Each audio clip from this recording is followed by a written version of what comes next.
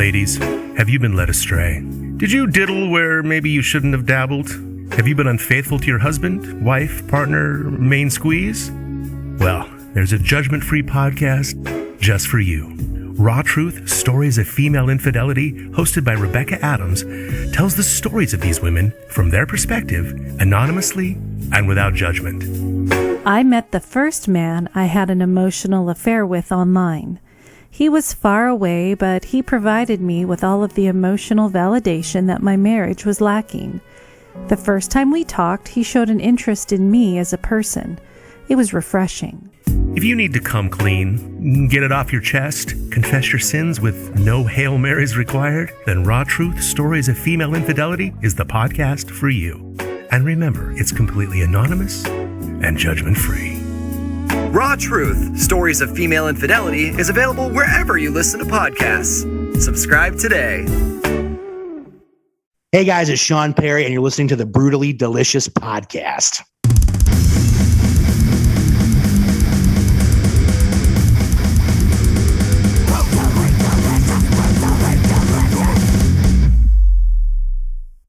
All right, so thank you for taking the time. I appreciate it. Where are you located? I'm in Vermilion, Ohio, so I'm like kind of halfway in between Cleveland and Toledo, right on Lake Erie. Oh, the season's changing there already? You cold? Yesterday was the first day that it was kind of cold, but then it got warm again. So like Ohio's weird, man. Like we'll go. Sorry, I got a kitten who's like, this is Sylvie. I have a dog running around, so he'll be here somewhere. Nice. We rescued her from a wood pile and she's spicy. Nice. So Ohio's weird, man. Like the joke with Ohio is always like, if you don't like weather, stick around a little bit, it'll change. Right. So it was like 85 degrees a couple days ago. And then it was like in the 40s, like yesterday. Oh, okay. Like, so yeah, it's a mix. It's just now getting cold here, so it's hoodie season. So where are you at? I'm in Richmond, Virginia. Okay, yeah, probably not that much different than you. I don't think it was 45 or something last night. Yeah, I don't think you guys get the like the polar vortexes and the lake. No, you got the lake right there. Yeah. Yeah, it gets weird. Anyway, let's talk about Shawn Perry. For those, okay. We're not here to talk. Wow. Want to? Yeah. For those not familiar with your music and your work, can you give us the 2-sentence elevator pitch? That's a tough one. What I do musically is kind of whatever I want to do. Like I purposely went the solo route a few years ago just because I got tired. It's mostly the same band, but I got tired of having these conversations with like major label A&R guys of like, you got to make a record that sounds more like Breaking Benjamin or Shinedown. And I'm like, I don't want to, man. Right. Like I just don't want to do that. So I kind of went the Bowie route where like if you listen to David Bowie, he's got, everything from songs like Nine Inch Nails to whatever.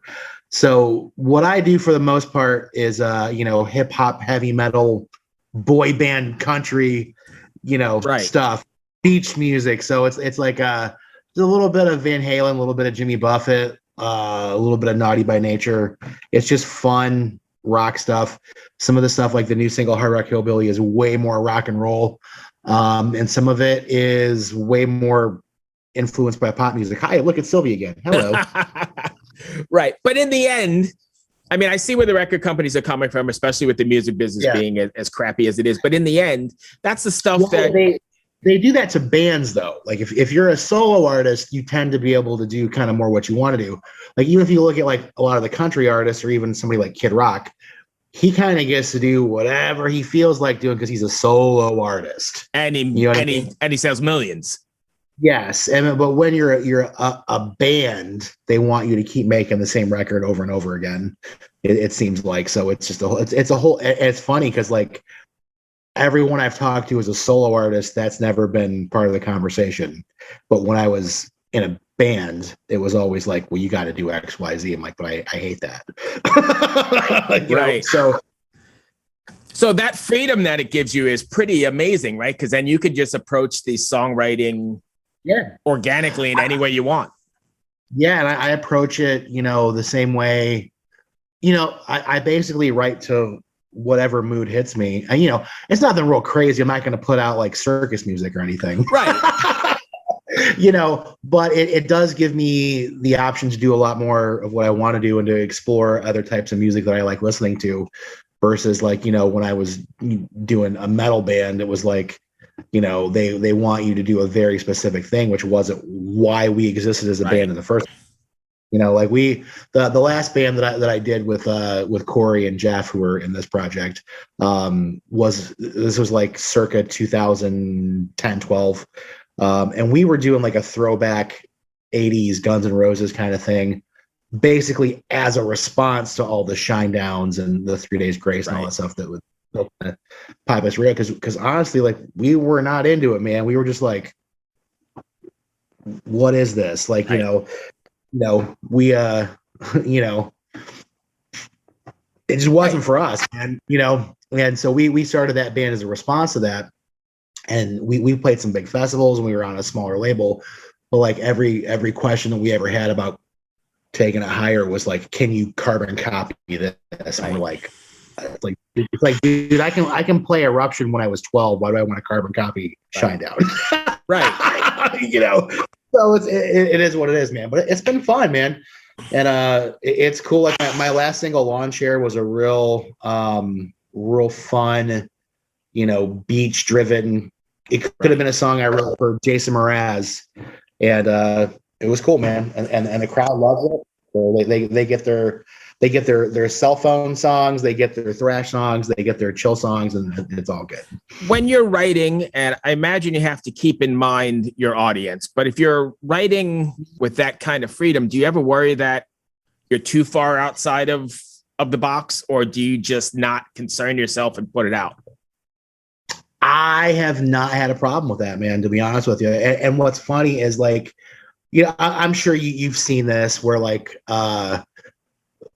somebody goes to a concert with somebody, like they're not into that person. They've been dragged along. They have no idea what it's about. I'll see sometimes like somebody that's not jiving with one of the other songs. And then all of a sudden something else comes on and they're just like, and they yes, connect. Right. Yeah. And that's the cool thing, man. It's like, you cast a big net, you'll catch a lot of fish. And that's kind of how I look at it, So also, I think that your kind of music is really appropriate for this sort of time because there's so much shit going on. There's so much that everyone's going through. It's great music to just kick back, have some fun, drink a beer on your front porch or your back porch, or at least that's what I'm thinking when I listen to it. It's good music. It's good music to hang with friends and drink and just chill, as opposed to really having to think about what you're saying or, what the deep, dark meaning is. Does that make sense? Yeah, most of the stuff that I do these days, the meaning of the songs are pretty straightforward. Yeah. The thing with Hard Rock Hillbilly, which I find super hilarious, is that a lot of folks that might be super into that song at first glance, when they start reading the lyrics, might be like, whoa, man, he might be preaching at me a little bit to stop being such a butthead. Right.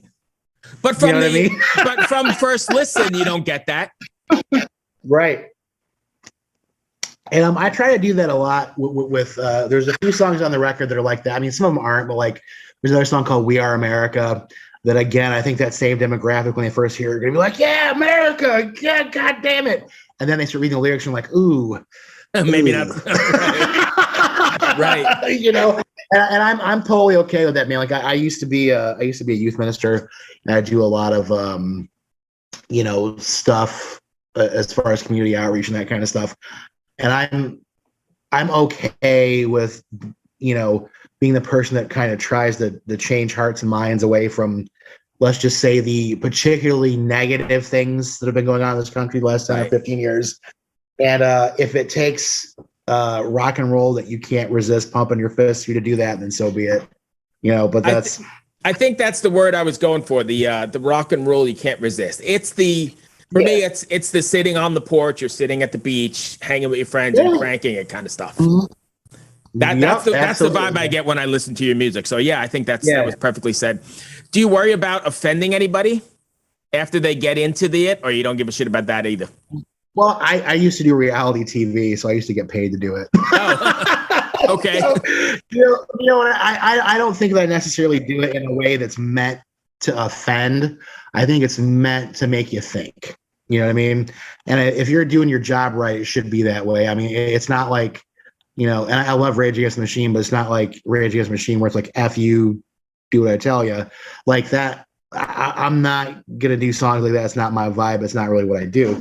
But if it makes you think a little bit, then that's good. You know what I mean?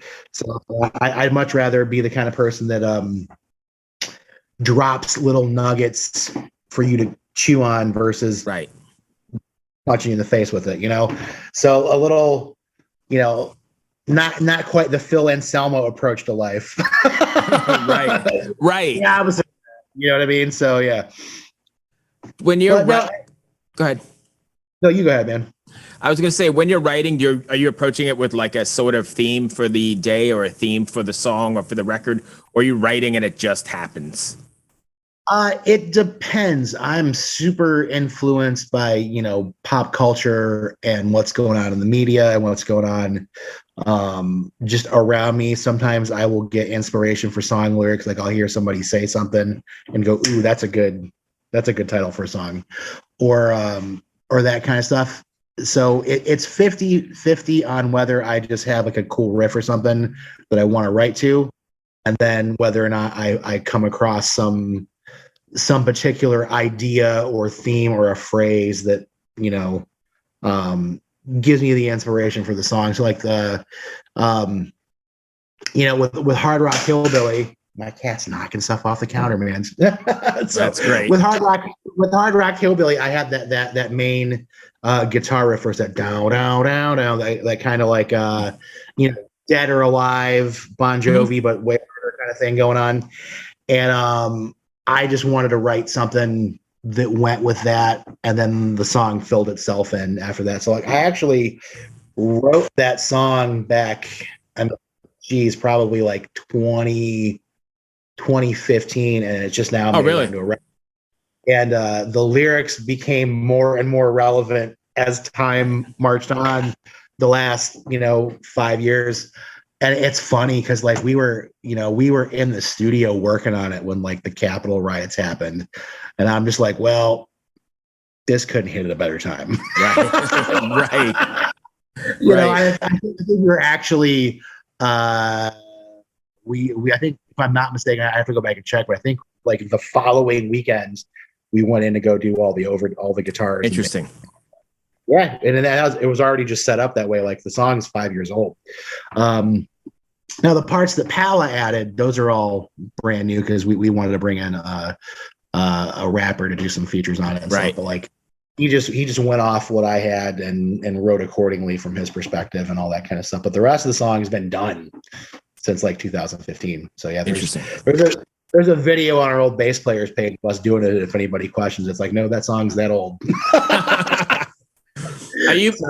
Are you planning on sticking with the new music business model of singles every 6 weeks or whatever it is, or as they come along? Or are you planning on putting together a record or EP? Yes. So to answer that question, it's probably gonna be more like 8 weeks, just because I'm trying to do a music video with them.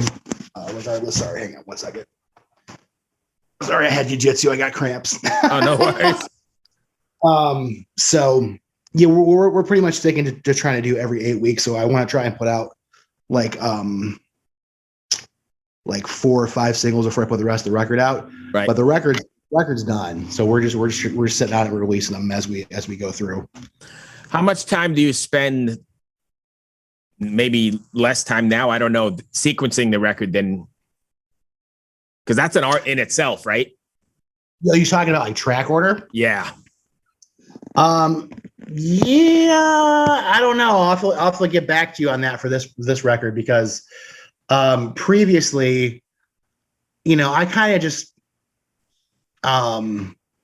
tried to do it like I like Queen did their records.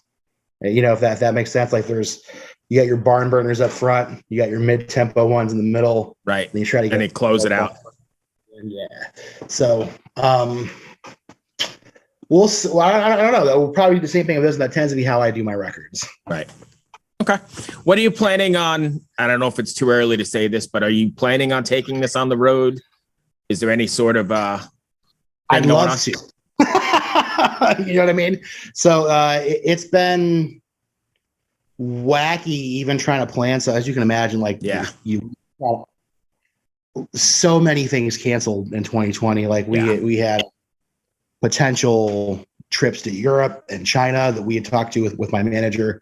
And, you know, come January, I started getting phone calls like, hey, this isn't going to happen. We're not going to be able to do this. And it just, you know, so we'd love to get it on the road as quick as we can. But right now we've been just trying to do bigger shows in our hometown. Like we just played with Buck Cherry a couple weeks ago. And I got COVID like 2 days after that. It was terrible. Really?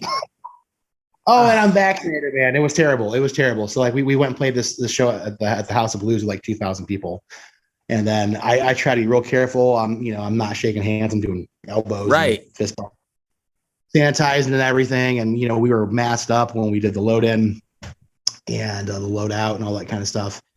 All the staff was masked up and I still ended up getting it like 2 days later. So the show was on Tuesday. Thursday, I started having symptoms. Friday, I was just out, man.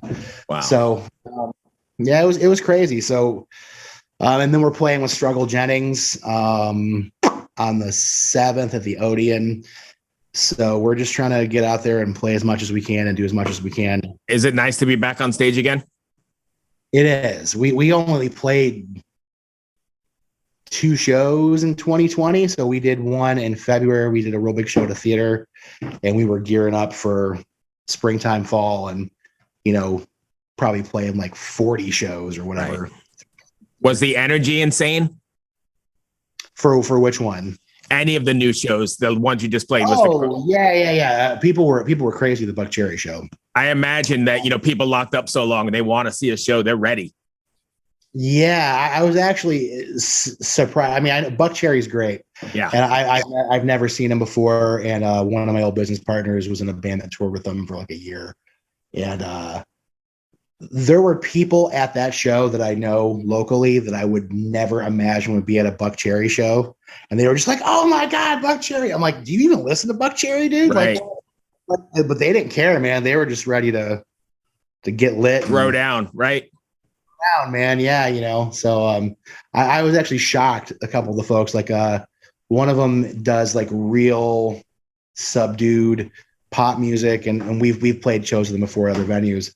And I was just like, you're at a Buck Cherry show? Like, what are you doing? Do you know who's playing? Right. You know, and that was fun, man. So so hopefully this next one will be good too. And I just hope everybody's staying safe and that most of the folks that are coming are, you know, vaccinated or doing the right thing. Right. Yeah. Because I know I've been, man, and I still got it. So just, you know. All right. So lastly, if fans want to find you, are you pretty active social media wise? And if so, can you give us your... I am easy to find. It's either Shawn Perry Official or Shawn Perry or the Shawn Perry. So depending on what platforms that. So for Facebook and YouTube and whatnot, it's just Shawn Perry Official. And for Twitter, it's the Shawn Perry, and it's Instagram as well. So we're easy to find, man. Awesome. Thank you for taking the time. Stay safe. And I hope to see you on the road somewhere along the way. Absolutely, man. Me too. Hope to see you at a show either here or there at some point. Either here or there. Be well, my friend. Thank you so much. Take care.